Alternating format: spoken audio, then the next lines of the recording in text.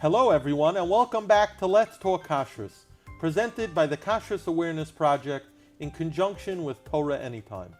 Today I am privileged to be joined by Rabbi Dovid Oppenheimer, Rabbinic Coordinator with the Chicago Rabbinical Council. Thank you, Rabbi Oppenheimer, for being here. A pleasure to join you and to help your great job of exporting kashrus to the community. What we do, we get tremendous feedback from people, and the credit is to Rabbanim and Mashgiachim like yourself, who are out there in the trenches of the world of kashrus, and you enrich us by coming in and sharing from your real-life experiences. So thank you. Now, I know you live in Chicago, so we thank you as well for being here in the tri-state to do this interview. You're originally from Argentina, you told me. That's correct. And you learned later in the Mir in Yerushalayim. Philadelphia, and Lakewood. And then I joined the Chicago Community College. I was there for a number of years, and then I joined the CRC. So you've been in kashrus for how many years now? About 25 years. So you have a wealth of experience, Baruch Hashem. Yeah, Baruch Hashem. It's been and we hope to tap into some of that today. Specifically, our topic at hand is the topic of challah, which is very interesting on a commercial level. On a residential level, you could tell us, it's fairly simple when a woman is baking challah. If it meets the requisite amount and she takes challah, it's simpler. When you're dealing on a commercial level, first of all, they bake at very, very odd times, very often early in the morning or late at night, where a Mashgiach might not be present. Walk us through the challenges of challah, hilchos challah on a commercial level. I know it's very halachic oriented, so without getting too bogged down with the details, but give us an overview of what you as a rabbinic coordinator have to deal with, and also what solutions you found to this particular conundrum. Okay. So obviously the best idea would be to have a Mashgiach Tzmidi who is on top of every dough, and every time the dough is made, he will separate a piece of challah, eventually burn it, or dispose of it according to halacha. But unfortunately, it does not work in general companies. Obviously, we're talking only about Jewish-owned companies. If it's not a Jewish-owned company, then obviously there's no hafrashas challah. It only applies to Jewish-owned companies. When possible, many times there are Jewish companies who bake at non-Jewish companies. So ideally the situation is we tell them, do not acquire the dough until after, and do not acquire the product until after it's dough. So therefore there's no chiyuv challah at that point. Right, so that would solve the problem. But if it's a Jewish-owned company from beginning to end, and unfortunately the owner is not from, then we have to figure out how to solve the problem. Number one, the first issue is we have to have reshus from the owner of the company. You have to be a shliach. You can't be a shliach without reshus for truma, and challah, which is a kind of truma. And then we have to figure out a way that we could always be safe and covered for this situation. This is based on a Mishnah in truma that a person could dedicate the chavis of truma, and continuously be mafresh truma from his teruah, wherever it is, onto this chavis. So a little piece of this chavis, a little part of this chavis will become truma, and this could go on a continuous basis. That's the idea behind what we call the backup system to hafrashas challah. Describe that in a practical sense. What is happening? On the practical sense, like this. Either there's two choices. Either you could take dough from the company, right, and put it, if you want to make minamukav, put it in the mixing area, and you declare every day a lashon that from every dough that they make, a small portion of this dough will become, the dedicated dough will become challah.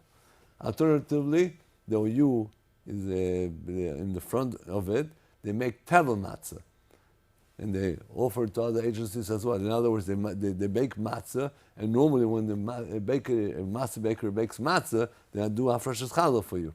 They do a run, and they're not mafresh challah.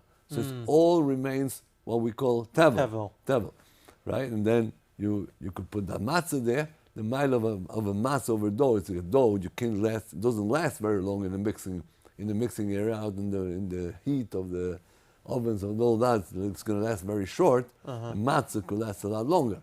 That's the minor. So you put it near the baking area, and that's Right. dedicated as challah for Right. for So each every- for and- each and you baking. say- and you declare that every time a dough is made, a small piece of that becomes That's challah. interesting. I had never heard of that before. I imagine you can't buy tevel matzah on the regular market. It's something that's made dedicated for For this. For They- this. in the olden days, there used to be tevelmat. You know, they weren't mafresh challah at the bakeries. Oh, you years know. ago they were Years not ago. mafresh When I was challah? a child, they were not mafresh challah on the Really, bakery. but the item had hashgacha though. And the hashgacha, and So there the was hashgacha was on the ingredients. right, and there was a stempel on it that you got to take challah from it. I You remember could as a tell. child. You could tell which generation I was born in because I don't remember such a thing. I remember those days. Really? So there was a sticker on it that said that challah was not taken. not taken. Nowadays we have a sticker that says challah genommen. That's right. Yeah. That's right. So nowadays, so the OU does this run. The advantage of using dough is because there's halach in challah, in truma, primarily in truma, that you cannot do from 1 year to the next. From one. Year to the next. right. From 1 year to the next. So therefore, in challah, you have to know, this is a challenge for companies, you have to know when the flour grew, and make sure that you separate from that year to the next. Now to that year is determined by what date? Rosh Hashanah. By Rosh Hashanah. Rosh Hashanah in this case, right?